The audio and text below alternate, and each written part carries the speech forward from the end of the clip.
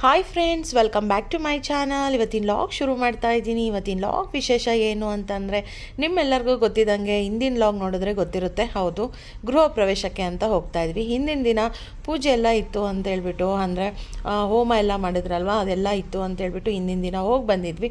ಇವತ್ತು ಬೆಳಗ್ಗೆ ಗೃಹ ಪ್ರವೇಶ ಇತ್ತು ಅಂತ ಬೆಳಗ್ಗೆ ಬೇಗನೆ ಎದ್ಬಿಟ್ಟು ರೆಡಿನ ಹಾಕ್ತಾಯಿದ್ವಿ. ಸ್ವಲ್ಪ ದೂರನೂ ಇರೋದ್ರಿಂದ ಆದಷ್ಟು ಸ್ವಲ್ಪ ಬೇಗನೆ ಹೋದರೆ ಬೇಗನೆ ಮುಡ್ತೀವಿ. ಬೆಳಗ್ಗೆ ಅಷ್ಟು ಟ್ರಾಫಿಕ್ ಇರಲ್ಲ ಅಂತೇಳ್ಬಿಟ್ಟು ಆದಷ್ಟು ಬೆಳಗ್ಗೆ ಬೇಗನೆ ಬಿಟ್ವಿ. ನಾವು ನೋಡ್ಬೋದು ಅಷ್ಟೇನು ಟ್ರಾಫಿಕ್ ಇರಲಿಲ್ಲ.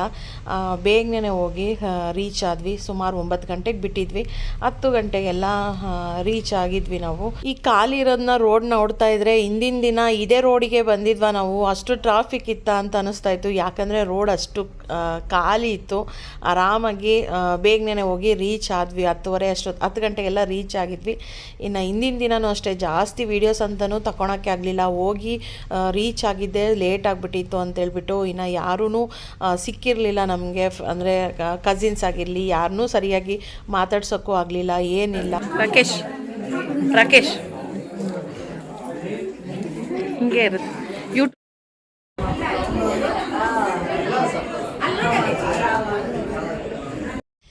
ಇನ್ನು ಒಳಗಡೆ ಎಲ್ಲ ಪೂಜೆನೆಲ್ಲ ಮಾಡ್ತಾಯಿದ್ರು. ಇನ್ನು ನಾವೆಲ್ಲರೂ ಇಲ್ಲೇ ಕೂತ್ಕೊಂಡು, ಇನ್ನು ಕಸಿನ್ಸ್ ಎಲ್ಲ ಅಕ್ಕ ತಂಗಿಯರೆಲ್ಲರೂ ಇರ್ತಾರಲ್ವ, ಎಲ್ಲ ಮಾತಾಡ್ಸ್ಕೊತ ಆರಾಮಾಗಿ ಕೂತ್ಕೊಂಡು ಒಂದು ಸ್ವಲ್ಪ ಟೈಮ್ನ ಸ್ಪೆಂಡ್ ಮಾಡ್ತಾಯಿದ್ವಿ.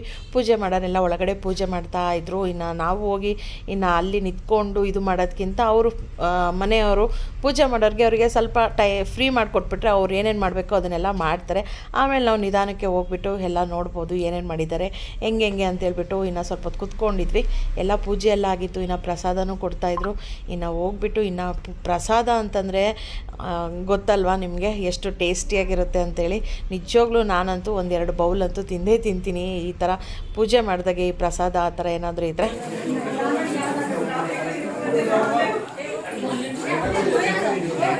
ಬೆಳಿಗ್ಗೆ ಬೇಗನೆ ಗೃಹ ಪ್ರವೇಶನ ಆಗಿತ್ತು. ಅಂದರೆ ಹಾಲು ಉಕ್ಸೋ ಶಾಸ್ತ್ರ ಎಲ್ಲ ಬೆಳಿಗ್ಗೆನೇ ಆಗಿತ್ತು. ಇನ್ನು ಬೆಳಿಗ್ಗೆ 5 ಗಂಟೆಗೆ ಆಗಿರೋದ್ರಿಂದ ಇನ್ನು ಅಷ್ಟು ಬೆಳಿಗ್ಗೆ ಬೇಗನೆ ಹೋಗೋಕ್ಕಾಗಲ್ಲ ಅಂತೇಳ್ಬಿಟ್ಟು ಇನ್ನು ಸ್ವಲ್ಪ ನಿಧಾನಕ್ಕೆ ಎಲ್ಲ ಅವರೆಲ್ಲ ಮಾಡ್ಕೊಳ್ಳಿ ಅಂತೇಳ್ಬಿಟ್ಟು ಇನ್ನು ನಿಧಾನಕ್ಕೆ ಬಂದ್ವಿ.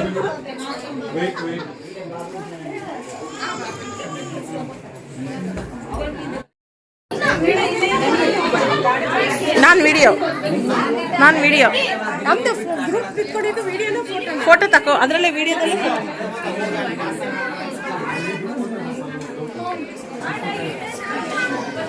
ಹೋಗ್ಬಾ.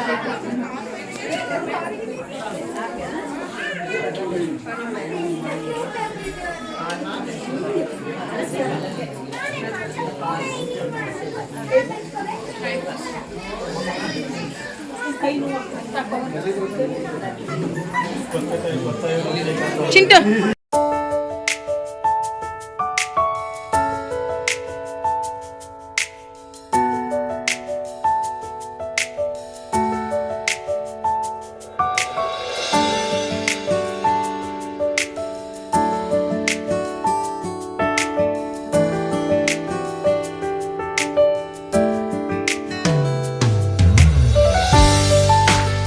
ಬೆಳಿಗ್ಗೆ ಬೇಗನೆ ಹಾಲು ಉಗ್ಸಿದ್ರು ಅಂತ ಹೇಳಿದ್ನಲ್ವ. ಇನ್ನು ಅಷ್ಟು ಬೆಳಗ್ಗೆ ನಮಗೆ ಬೇಗನೆ ಬರೋಕ್ಕಾಗೋದಿಲ್ಲ ಅಂತೇಳ್ಬಿಟ್ಟೆ ಇನ್ನು ಹಿಂದಿನ ದಿನ ರಾತ್ರಿ ಅಪ್ಪ ಮತ್ತು ಅಮ್ಮ ಇಬ್ಬರೂ ಅಷ್ಟೇ ಅಲ್ಲೇ ಉಳ್ಕೊಂಡಿದ್ರು. ಅಲ್ಲೇ ಉಳ್ಕೊಂಡು ಬೆಳಗ್ಗೆ ಎಲ್ಲ ಏನೇನು ಪ್ರೋಗ್ರಾಮ್ಸ್ ಇರ್ತಾವಲ್ವ, ಹಾಲು ಉಗ್ಸೋದಾಗಿರಲಿ ಮತ್ತು ದೇವ್ರ ಪೂಜೆಗಳಾಗಿರಲಿ ಅದನ್ನೆಲ್ಲವೂ ಮಮ್ಮಿ ಡ್ಯಾಡಿ ಇಬ್ಬರೂ ಅಟೆಂಡ್ ಮಾಡಿದರು. ನಮಗೆ ಸ್ವಲ್ಪ ಲೇಟ್ ಆಯಿತು ಬರೋದು, ಆದರೂ ಪರವಾಗಿಲ್ಲ. ದೂರ ಭಾರ ಇರುತ್ತೆ, ಹತ್ರ ಅಂತ ಅಂದ್ಕೊತೀವಿ. ಅದೇ ಊರಲ್ಲೇ ಇದ್ರೂ ಅಷ್ಟೇ ಬೆಂಗಳೂರಿನಲ್ಲಿ ಎಲ್ಲಿಗಾದ್ರೂ ಹೋಗಬೇಕು ಬರಬೇಕು ಅಂತಂದರೆ ಸ್ವಲ್ಪ ಕಷ್ಟನೇ. ನಿಮಗೆಲ್ಲರಿಗೂ ಗೊತ್ತಿರುತ್ತೆ ಎಷ್ಟು ಟ್ರಾಫಿಕ್ ಇರುತ್ತೆ ಅಂತೇಳ್ಬಿಟ್ಟು. ಆದ್ರೂ ಬೆಳಗ್ಗೆ ಆದಷ್ಟು ಬೇಗನೆ ಬಂದ್ವಿ. ಇನ್ನು ನೋಡ್ಬೋದು, ಇನ್ನು ನಮ್ಮ ಡಿಂಪಿ ಅಂತೂ ಎಲ್ಲರೂ ಹೊಸಬ್ರು ನೋಡ್ತಾಳೆ, ಅಳ್ತಾಳೆ. ಮನೇಲಿ ಅವ್ರನ್ನಷ್ಟೇ ನೋಡಿ ರೂಢಿ ಆಗ್ಬಿಟ್ಟಿರುತ್ತಲ್ಲ ಮಕ್ಕಳಿಗೆ. ಈ ಥರ ಎಲ್ಲಾದರೂ ಹೊರಗಡೆ ಕರ್ಕೊಂಬಂದಾಗೆ ಒಂದು ಸ್ವಲ್ಪ ಕಿರಿಕಿರಿ ಮಾಡೋದು ಸಹಜನೇ. ಅದರಲ್ಲಿ ಇವಾಗ ಎಲ್ಲರನ್ನೂ ಕಣ್ಣಿಡಿತಾಳೆ, ಅಬ್ಸರ್ವ್ ಮಾಡ್ತಾಳೆ. ಮಕ್ಕಳಿದ್ರೆ ಇದೆಲ್ಲ ಕಾಮನ್ ಅಲ್ಲ. ನಾನು ಅಷ್ಟೇ, ನನ್ನ ಮಕ್ಕಳು ಇಬ್ರಿಗೂ ಅಷ್ಟೇ. ನಾನು ಎಲ್ಲಾದರೂ ಹೋಗಬೇಕು ಅಂತಂದರೆ ನನಗೆ ಅಳುವು ಬರ್ತಾಯಿತ್ತು. ಯಾಕಂದರೆ ಯಾರ ಜೊತೆನೂ ಹೋಗ್ತಾ ಇರಲಿಲ್ಲ, ನಾನೇ ಹಿಡ್ಕೋಬೇಕಾಗ್ತಾಯಿತ್ತು. ಹಂಗಾಗಿ ಇನ್ನು ನಮ್ಮ ಡಿಂಪಿ ಇವಾಗ ನಮ್ಮ ಹತ್ರ ಎಲ್ಲ ಚೆನ್ನಾಗಿ ರೂಢಿಯಾಗಿರೋದ್ರಿಂದ ಸ್ವಲ್ಪ ನಮ್ಮ ಹತ್ರ ಪರವಾಗಿಲ್ಲ ಇರ್ತಾಳೆ.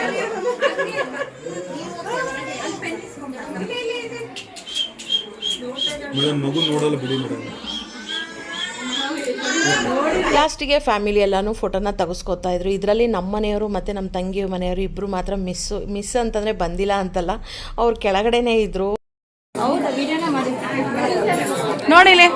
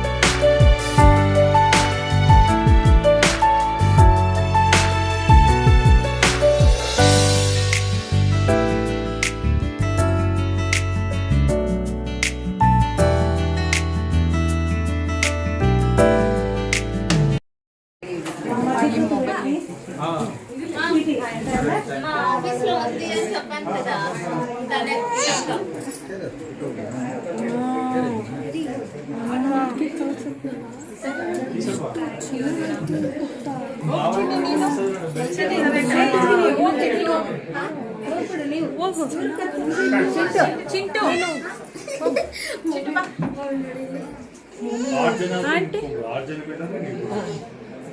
ಆಂಟಿ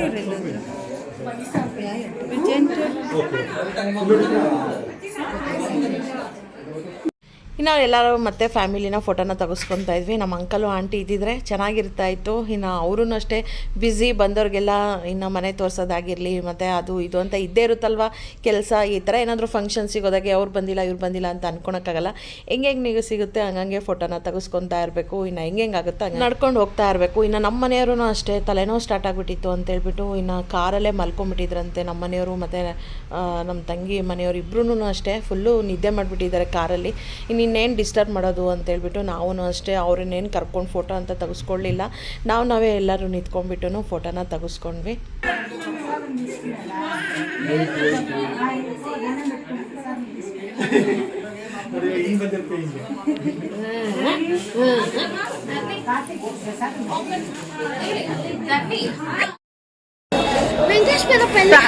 ಅಲ್ಲೇ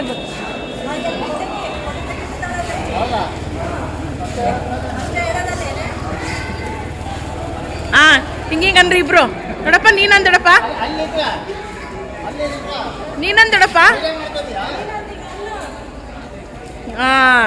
ಇವಾಗ ಫಸ್ಟ್ ಲಾಸ್ಟ್ ಇಲ್ಲಿ ನೋಡಿದ್ರಪ್ಪ.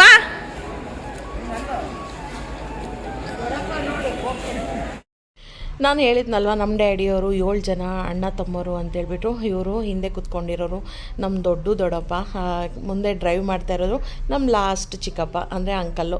ನಮ್ಮ ದೊಡ್ಡಪ್ಪ ಮತ್ತು ನಮ್ಮ ಅಂಕಲ್ ಅಂದರೆ ಫಸ್ಟ್ನೇವರು ಮತ್ತು 7ನೇವರು ಇಬ್ಬರೂ ಅಷ್ಟೇ ಗಾಡಿನಲ್ಲಿ ಹೋಗ್ತಾಯಿದ್ರು. ತುಂಬ ವರ್ಷ ಆಗ್ಬಿಟ್ಟಿತ್ತು ಈ ಥರ ನೋಡಿ. ನಿಜವಾಗ್ಲೂ ಒಂಥರ ಖುಷಿ ಆಗ್ತಾಯಿತ್ತು. ಇಬ್ಬರೂ ಅಷ್ಟೇ ಇನ್ನು ಗಾಡಿನಲ್ಲಿ ಹೊರಟರು. ಬಾಯ್ ರಾಜ್ ಅಂಕಲ್.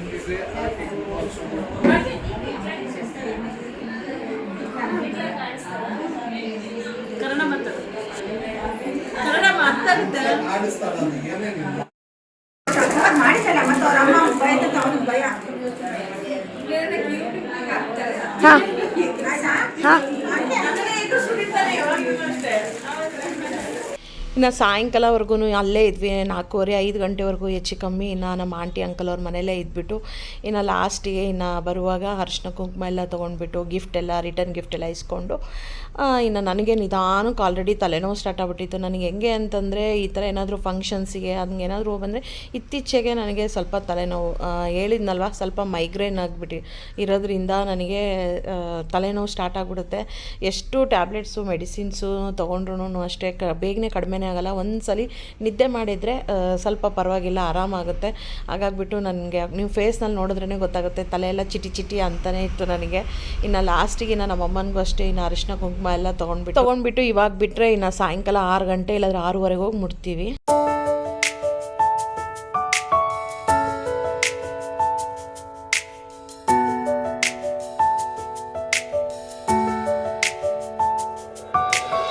ಇನ್ನು ಮನೆಗೆ ಬರೋಷ್ಟರಲ್ಲಿ 6:30 ಆಗಿತ್ತು. ಇನ್ನು ಮಲ್ಕೊಂಡು ಒಂದು ಸ್ವಲ್ಪ ಹೊತ್ತು ಒಂದು ಅರ್ಧ ಗಂಟೆ ಮಲ್ಗೆ ಎದ್ದೇಳೋಷ್ಟರಲ್ಲಿ ನನ್ನ ಮಗಳು ಟೀ ಮಾಡಿಕೊಟ್ಲು. ಅಷ್ಟರಲ್ಲಿ ನಮ್ಮ ಮನೆಯವ್ರು ಯಾಕೋ ಇದ್ದಕ್ಕಿದ್ದಂಗೆ ಸ್ವಲ್ಪ ಫೀಲ್ ಆಗ್ತಾಯಿದ್ರು.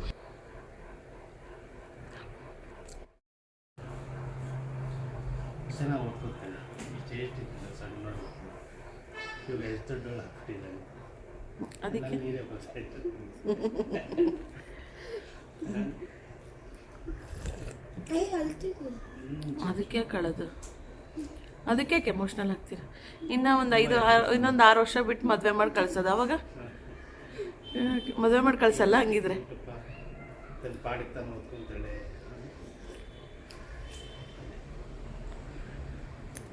ಅವಾಗ ಚಿಕ್ಕವಳಿದ್ಲು, ಇವಾಗ ದೊಡ್ಡಳದ್ಲು ಅಂತ. ಯಾಕೆ ಅಷ್ಟೊಂದು ದುಃಖ?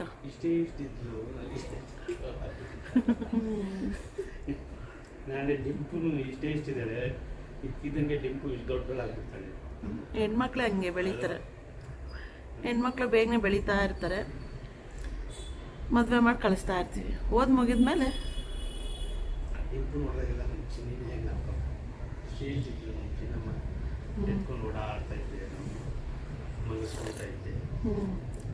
ಜೀವನ ಎಷ್ಟು ಬೇಗ 20 ವರ್ಷ ಹತ್ರ ಆಗೋಯ್ತಲ್ವ. ಹೌದು ಹೌದು ಅಷ್ಟೇ.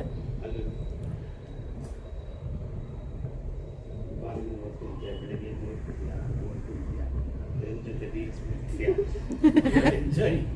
ಅದೆಲ್ಲ ನೋಡಿದ್ರೆ ದೊಡ್ಡವರಾಗ್ಬಿಟ್ರಲ್ಲಪ್ಪ ಮಕ್ಕಳು. ಅವ್ರವ್ರದ್ದೇ ಅವ್ರವ್ರ ಕೆಲಸ. ನಾವು ಮಲ್ಕೊಂಡಿದ್ರು ಅವ್ರು ಓದ್ಕೊಂತಾರೆ 5 ಗಂಟೆಗೆ ಓದ್ಕೊಂತಾರೆ.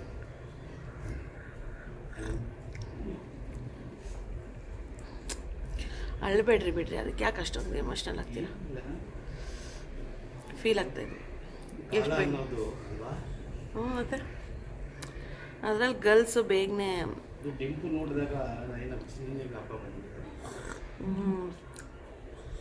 ಸೇಮ್ ಅಲ್ಲ.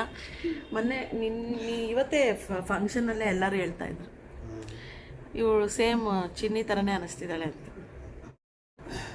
ಒಬ್ಬೊಬ್ರದ್ದು ಒಂದೊಂದು. ಅವಳು ರಾಜ್ಕುಮಾರ್ದು ಹಾಡಿದೆ ಅದು, ಅಪ್ಪ ಅಪ್ಪ ನನಗೆ ನೀನು ಬೇಕು. ಸುಧಾರಾಣಿದ ಯಾವುದು? ಇದು ರಾಜ್ಕುಮಾರ್ದು. ಅಲ್ಲ ಅದು ಅಡ್ರೆಸ್ ಏನೋ ಇದೆ. ಅಲ್ಲ ಅಲ್ಲ ಭಾಳ ಚೆನ್ನಾಗಿದೆ, ಭಾಳ ಮೀನಿಂಗ್ ಇದೆ ಅದು. ಏನು ಹಾಡು ಬಂದಾಗೆಲ್ಲ ನನ್ನ ಚಿನ್ನಿ ಭಾಳ ನೆನಪು ಬರ್ತಾಳೆ. ನಿನ್ನಂತ ಅಪ್ಪ ಇಲ್ಲ, ಮಗಳು ಇಲ್ಲ.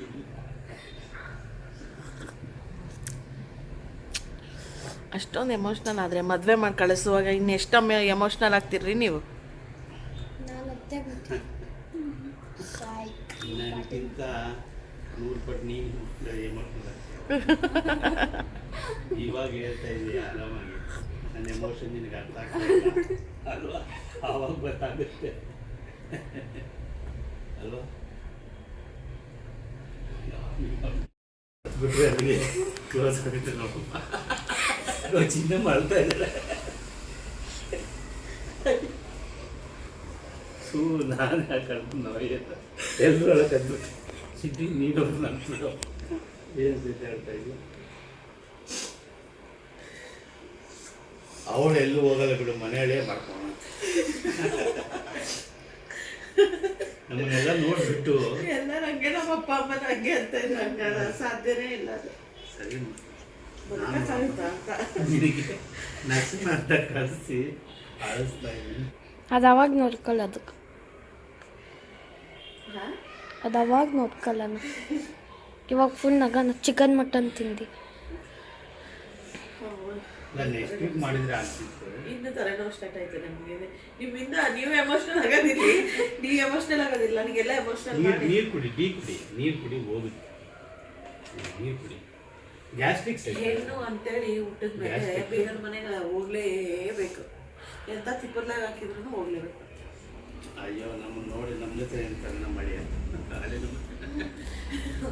ಇವರಂತ ಜಾಲಿ ಫ್ಯಾಮಿಲಿ, ಇವರು ಅಳವಾಗಲೂ ನಗ್ತಾರೆ. ಅಂದರೆ ಇವರಂತ ಜಾಲಿ ಫ್ಯಾಮಿಲಿ ಪ್ರಪಂಚದಲ್ಲಿ ಇಲ್ಲ ಅಂತೇಳಿ ನಮ್ಮನ್ನು ಬಿಟ್ಟು ಹೋಗೋದೇ ಇಲ್ಲ ನಮ್ಮ ಮಳೆಯ. ನಮ್ಮ ಜೊತೆ ಇರೋರು